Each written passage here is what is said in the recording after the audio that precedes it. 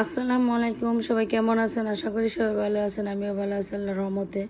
তো ঈদের দিন অনেক ঝামেলা মাংস রান্নাটা মনে হয়, যেহেতু গ্রামের বাড়িতে আর মাটির চুলার মধ্যে রান্না করতে হয়।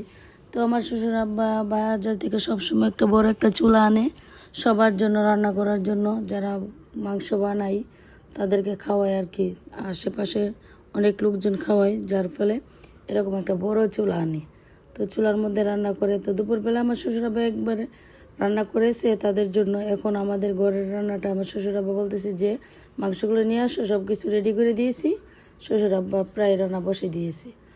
তো এর ফলে আমাদের অনেক কাজ অনেকটাই কমে যায়, যার ফলে আমরা শ্বশুর আব্বাকে বলি যে রান্নাটা করে দেওয়ার জন্য। আর শ্বশুর আব্বার হাতের রান্নাটা অনেক স্বাদ, সেই স্বাদ যেই স্বাদের কোনো তুলনা নেই। আমাদের হাতের থেকে অনেক স্বাদ হয়।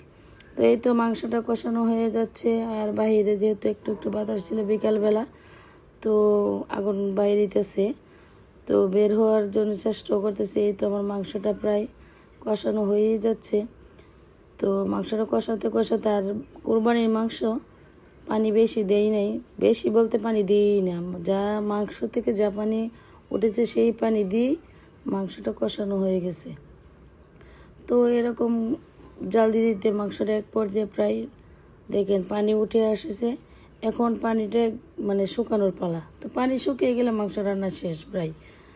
তো আমার কাছে তো আমার শ্বশুর আব্বার রান্নাটা মানে রান্নার ধরন সব কিছু মানে মানে একদম ভালো লেগেছে। আপনাদের কাছে রান্নাটা কেমন হয়েছে, রান্না করাটা, সেটা লাইক কমেন্ট শেয়ার করে জানাবেন।